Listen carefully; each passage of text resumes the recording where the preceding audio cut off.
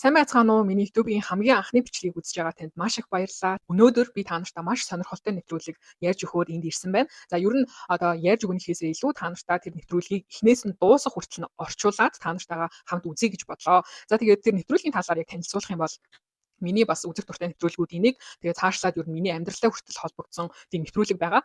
За энэ нэвтрүүлгийн нэр бол 90 Days Fiancé гэдэг нэртэй Америкийн тийм цуврал шоу нэвтрүүлэг байгаа. За 90 Days Fiancé гэж нэрлсэний учир нь Америк нэгдсэн улсын иргэншилтэй тийм одоо тий өөр орны хүнтэй гэрэлж байгаа хин нэгэн одоо өөрийнхөө хайртай сүйт бүсгүй сүйт залуугаа Америк нэгдсэн улсад 90 хоногийн K1 гэсэн визээр авчирч одоо болдог байхгүй юу. Маш сонирхолтой тэр драма энэ төр бол бүр гарна тэгээ та нар маань бас наадтай хамт үзээ сэтгэлдээ хуваалцаад яваарай. За ингээд нэвтрүүлэгтээ орцгоё. За шоу эхлэхдээ Америкийн нэг газар тэг хаан ч юм бэ нэг газар нэгэн залуу галт тогоонд хоол хийж байгаагаар эхэлдэг.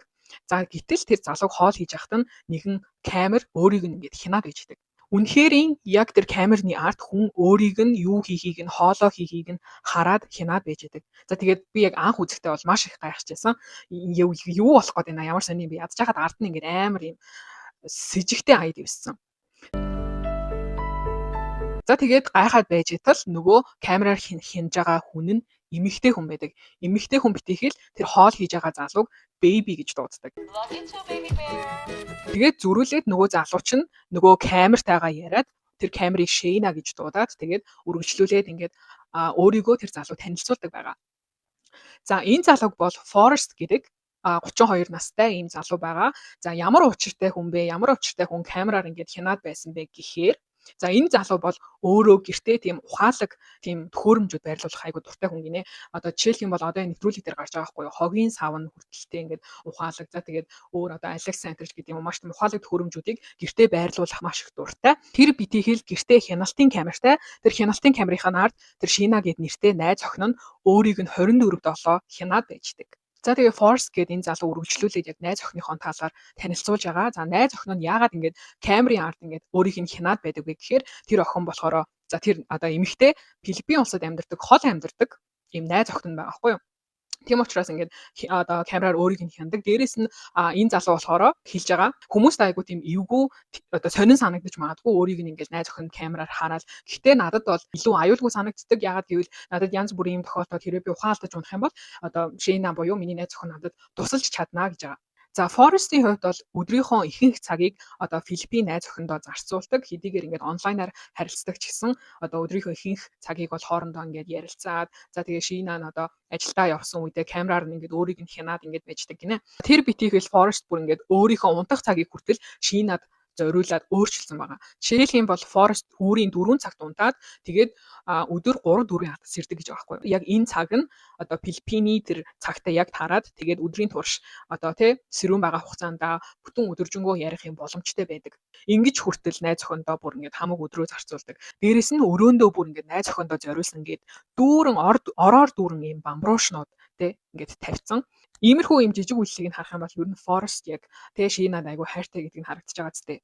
Үргэлжлүүлээд бүр Forrest чинь цаашлаад бүр өөрсдийнхөө нэмэх 18 амьдралын талаар ярьж эхэлдэг. Жишээлх юм бол Forrest бүр ингээд өрөөгөө байшингаа Shayna-д зориулаад тийм sexy mode-д оруулдаг заяа. If she wants more romance. Hey Siri, start sexy mode.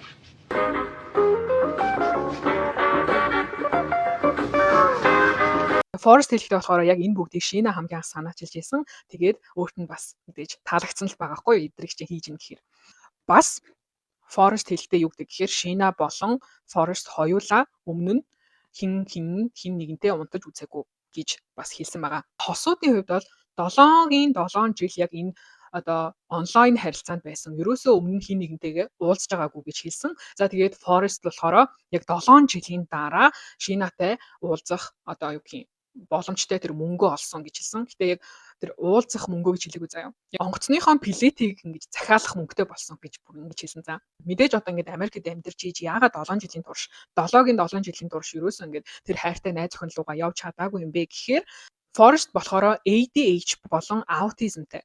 Тэрнээсээ болоод ерөөсөө ажил хийдэггүй яг хөгжлийн бэрхшээлтэй иргэдийн тийм тэтгэмжээр гэх юм уу ингэж амьдардаг тийм хүн байгаа хгүй яг өөрийгөө л яг ингэ болгоод амьдраад идэг. Тэгээд яг тийм болохоор 7 жилийн хугацаанд найз охинтойгоо уулзах мөнгө цуглуулж чадаагүй. Бишээ Одоо найз охинтойгоо уулзах мөнгө цуглуулах гэж 7 жил болсон. За эцэст нь тэгээд хэдхэн хоногийн дараа Forrest Shaynaтай уулзахаар явж байгаа. Гэхдээ явахад нь нэг асуудал байгаа гэж байгаа байхгүй юу? Forrest өөрөө хэлж байгаа. Энэ асуудал нь юу гэхээр Forrest Филиппин руу Shaynaтай уулзахаар явахдаа ганцаараа ерөөсөө явахгүй. Ээж нь Forrest-ийн ээж нь тэгээд хойд аав нь Forrest-тэй цуг явна. За мэдээж Forrest-ийн хувьд болохоор өөрийг нь хажууд нь дэмжих тийм ээж нь ингээ хажууд нь Филиппин руу явхад маш их баяртай байгаа ч гэсэн нөгөө талаараа маш их санаа зовж байгаа гинэ. Ягаад гэвэл Forrest-ийн ээж нь болохоор яг юм өөрийнх нь зөв гэж бодсон бол ерөөсөө ингээд миний л зөв гэд нэг юм хүмүүс байдаг штэ. Яг тийм хүн гинэ. Тэгээд тийм нэг юм цайлган сайн санаатай хэрнээ нөгөө талаараа юмыг ингээд амар боснуулдаг хүн. Тийм учраас ээжтэйгээ яг Филиппин руу найз охинтойгоо уулзахаар явахдаа маш их санаа зовж байгаа гэж байна. Тэр өдөр нь яг Forrest-ийн ээж нь Forrest дээр зочилж очдог байгаа. Яг ээж нь болохоор Forrest-ийг дагуулад нэг дэлгүүр рүү явна гэсэн. Энэ дэлгүүр нь болохоор насанд хүрэгчдийн дэлгүүр. Тэгээд Forrest болохоор жоохон ичж байгаа ч гэсэн ээж нь яг Forrest-ийн хувьд маш сайн найз нь. Ягаад гэвэл Forrest бол аутизм болон ADHD-гийн тийм болохоор ер нь бусадтай харьцахад хэцүү байдаг. Тийм учраас ээж нь бол өөрийнх нь хувьд маш сайн найз нь тэр битгий хэл ингээд өөрийг нь дагуулад тэр найз охинд нь зориулж бэлэг авах гад насны хүрэгчдийн дэлгүүр хүртэл явж байгаа. Forrest яг өөрийнхөө Shaynaтай танилцсан түүхээ ярихдаа болохоор ээж нь Forrest-ийг яг нэг группт нэмсэн гинэ. Нэг Facebook-ийн группт. Тэгээд тэр группт нэмээд удаагүй нэг 5 минут бараг болоогүй байхад Shayna-гийн тэр постыг олж хараад тэгээд постн доор нь Forrest комент бичээд тэгээд тэр хоёр анх ингээд танилцж байсан. Тэр өдрөөс хойш хоорондоо ингээд бичлэлцээр байгаад өнөөдрийн яг 7 жилийн харилцааны яг эхлэл байж таарсан. За тэгээд ээж нь хэлэхдээ хүүгээ бол байн инээмсэглэж тэг явахыг нь харах маш их баяртай байгаа. Ээж хүний хувьд энэ хүүгээ маш гоё relationshipтэй байгаад нь маш их баяртай байгаа. Тэр хоёрыг маш гоё гэр бүл болоосоо гэж хүсэж байгаа. Гэхдээ нөгөө талаараа ээж нэг юмд айгу санаа зовж байгаа гинэ. Энэ хоёрын relationship-д нэг асуудал байгаа гэж харж байгаа. Тэр асуудлыг харсан болохоор яг ээж нь Филиппин руу Forrest-тэй явахаар шийдсэн гэж байна. Энэ хоёр болохоор нөгөө насанд хүрэгчдийн дэлгүүр дотор ороод худалдагчтайгаа ингээл ярилцаал биенийх нь хэмжээ энэ хийлээл тэгээд ээж нь болохоор Shayna ямар өнгөнд дуртай энэ гэж ээж нь Forrest хоёр нийлээд Shayna-д ингээд бэлэг авсан. За бэлэг авсныхаа дараа Forrest ээжтэй ингээл таныг энд ирсэн баяртай байна гэд хэлж байгаа. Ээж нь болохоор зүгээрээ тэгээд би бол Shayna-д айгуу дуртай. Би та хоёрыг айгуу гоё гэр бүл болоосоо гэж хүсдэг. Гэхдээ Shayna-гийн тэр эцэг эхтэй холбоотой асуудал нь бол арай юм хитрхи дэндүү санагдаж байна гэд ээж нь бол Forrest-д хэлж байгаа байхгүй юу. Ээж нь хэлэхдээ болохоор Shayna яг эцэг эхийнхээ хий гэснийг л хийдэг. Айгуу тийм манайхаар бол Shayna ч Филиппины Аз охин Аз тийм хүүхдүүд чинь ер нь л эцэг эхийнхээ үгнээс гардаггүй. Эцэг эхээ сайн сонсдог штэ. Тэгээд ээжийнх нь хувьд болохоор юу гэж юм гэхээр Shayna-гийн эцэг эхийнхээ тэр хий гэсэн болгоныг нь хийдэг гэдэг нь маш их таалагддаггүй. Тэр битгий хэл ээж нь болохоор магадгүй Shayna-гийн эцэг эх нь хүртэл лойвэрчин байж магадгүй гэж бодож байгаа. Яагаад ээж нь ингэж бодоод байгаа вэ гэхлээр Shayna болон Forrest хоёр ер нь бол Shayna яг Forrest болон яг тэр хоёрын ирээдүйн амьдралаа зориулаад хадгаламж нээсэн юм байна. Shayna өөрөө штэ. Тэгсэн чинь Shayna хадгаламжиндаа мөнгө хийцэн байжгаад эцэг эхт нь мөнгө хэрэг болцсон гэд мөнгөө ингээд буцаагаад авцсан гинэ. Тэг 2 удаа тэр зүйл нь 2 удаа давтагдсан гэж байгаа байхгүй юу. Тэрнээс нь болоод ээж нь Shayna-гийн эцэг их Shayna тийм лойвэрчин байж магадгүй гэж бодоод байгаа юм байна. Миний хувьд бол миний ийм Аз нүдээр харахад энэ бол ингээд байж болох л асуудал байгаа байхгүй юу. За харин Forrest-ийн хувьд яг хайртай найз охиныхоо талаар, хайртай эхнэрийнхээ талаар юу гэж бодож байгаа бэ гэвэл Shayna бол айгүй гэмгүй. Shayna бол тийм зүйл хийх эмэгтэй биш. Харин Shayna бол Cinderella. Тэр бол хохирогч. Shayna-гийн ээж аав нь эцэг их нь яг Shayna-гийн толгойг эргүүлээд мөнгийг нь авцсан гэж бодож байгаа. Shayna бол Cinderella гэж өөрөө хэлдэг. За Forrest-ийн хувьд болохоор Филиппин арай удаан хугацаа Shayna-тай өнгөрөөх тийм хүсэлтэй байгаагаа ээжтэй хэлдэг. Гэтэ ээж нь бол шууд үгүй гэл шууд өөдөөс нь яг ийм жоохон хүүхэдтэй захирч хэлж байгаа юм шиг шууд үгүй гэл амар дайрдаг. No. And she can get further away from her parents. No. Forrest-ийн хувьд болохоор бид хоёр 7 жил болсон. Бид хоёр маш олон энэ шийдвэрийг удаан хугацаанд бодсон. Тэгээд юу ч тохиолдсон ингээд аваад гарахад бэлэн байна гэж хэлдэг. За тэгээд нэвтрүүлгийн багийнханд Forrest хэлэхдээ болохоор ээж маань намайг захирч чадахгүй, контролдож чадахгүй. Би бол Shayna-г аварнаа. Би бол Cinderella-га аварнаа гэж хэлж байгаа. Найз охиноо бол хохирогч л гэж бодоод байгаа байхгүй юу. Тэгсэн чинь ээж нь юу гэсэн гэж ээж нь ингэж хэлсэн. За би хүүгээ Forrest-ийг бие даасан эр хүн байгаад тэр бие даасан шийдвэр гаргах нь бол миний хувьд хамгийн том айдас гэж хэлсэн.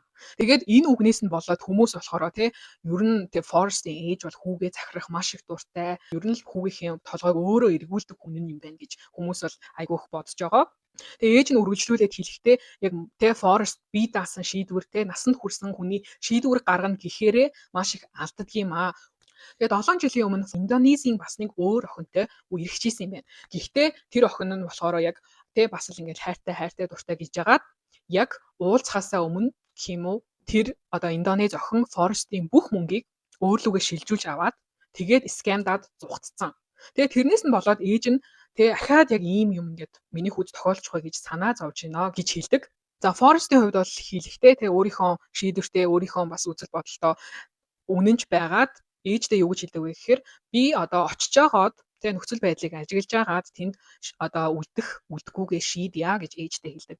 За ингээд манай эпизод 1-ийн Forrest-ийн хэсэг дуусж байгаа. Shayna болон Forrest-д юу тохиолдсон талаар үргэлжлүүлээд үзхийг хүсвэл мэдээж би үргэлжлүүлээд эпизод 1, 2, 3 гэж дуустал энэ нэвтрүүлгийг дуустал ингээд та нартай яриад явах бодолтой байгаа. Эхний хосуудыг танилцуулаад дууслаа. Одоо 2 дугаар хос руугаа оръё. За 2 дугаар хэсэг дээр хурмын даашинзны дэлгүүрт нэгэн эмэгтэй өөрийгөө мэдэрч ихсэн хурмын даашинз өмсч өгсөн эргэлдээд байж идэг.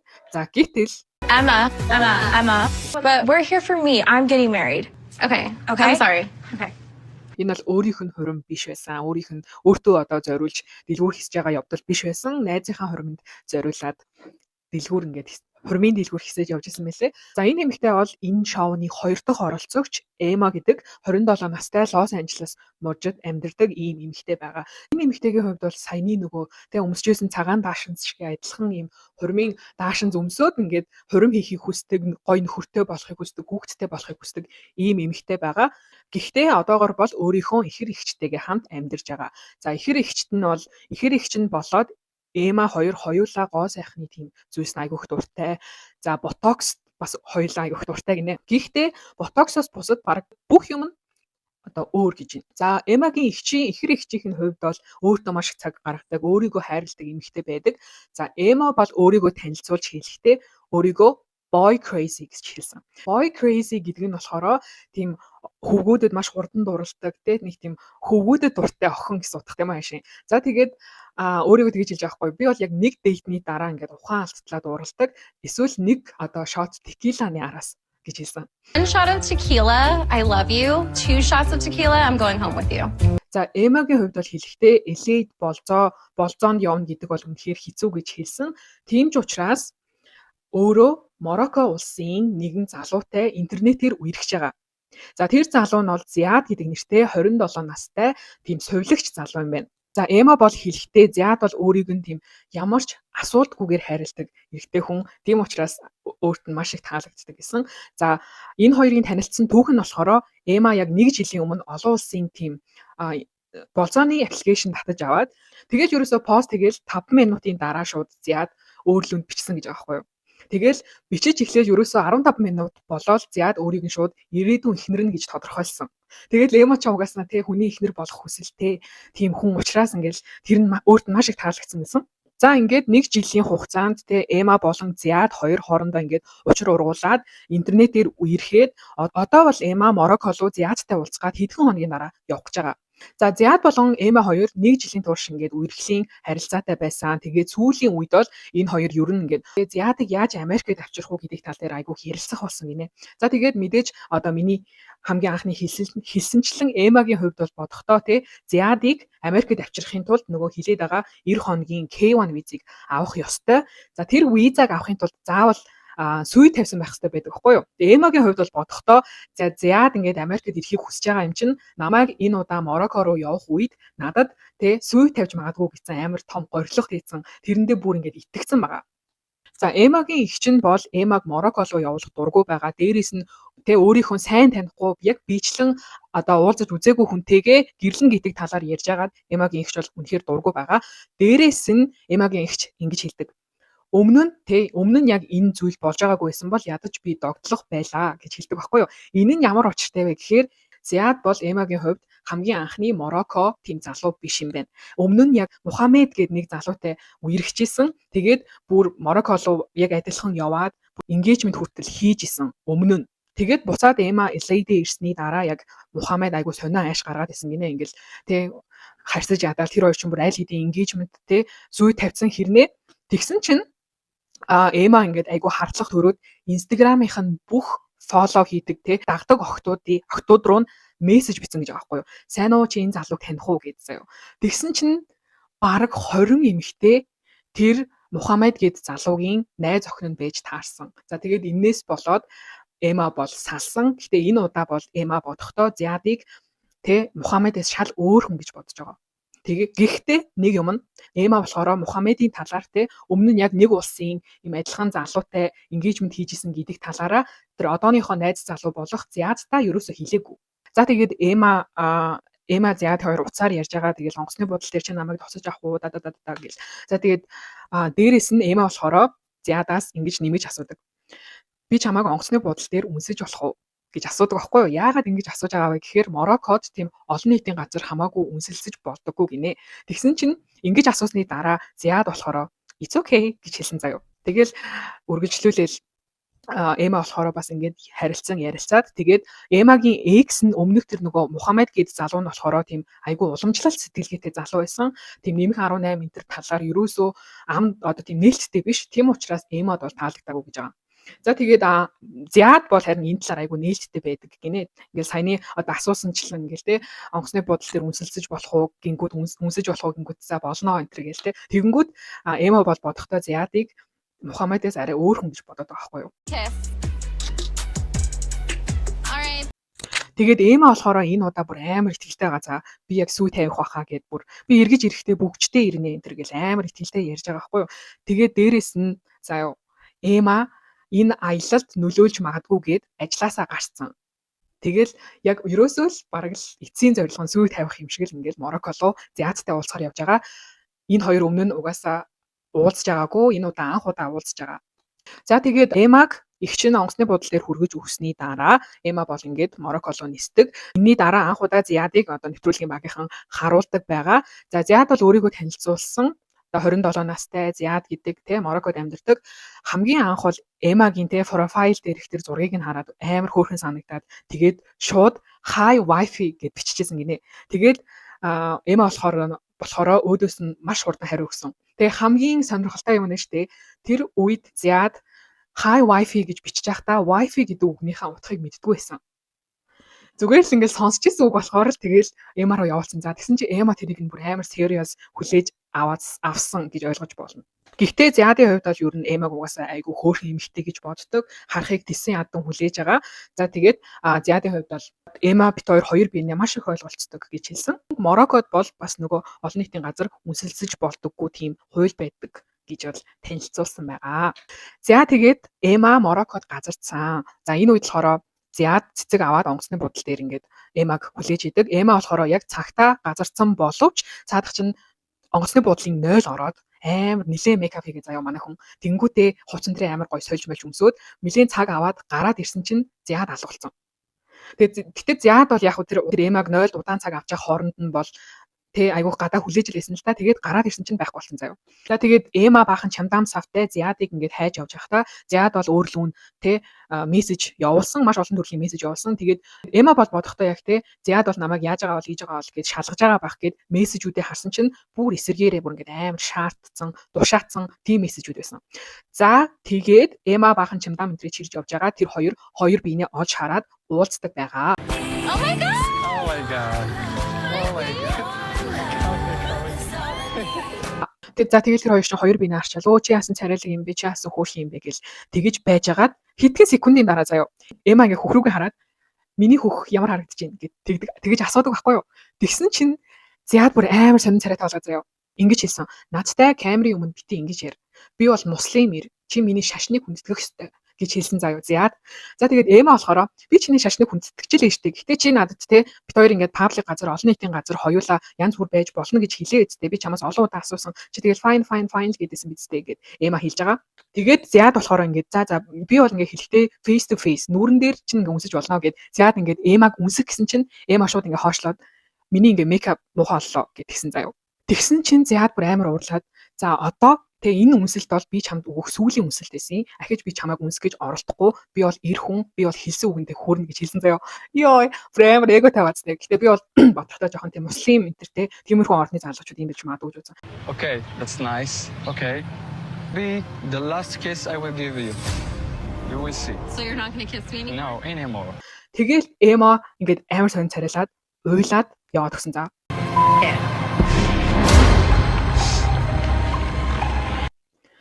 Ингээд Эма болон Зяадын ингээ хэсэг дуустдаг. За өнөөдөр энэ хоёр хосыг ингээ танилцуулаад дууслаа. Та нарт сонирхолтой байсан гэж найдаж байна. Та нар маань subscribe-а дараад хүлээж байгаарай. Би та нарт бас удахгүй дараагийн видеог нь оруулахыг хичээн. Тэгээд баярлалаа.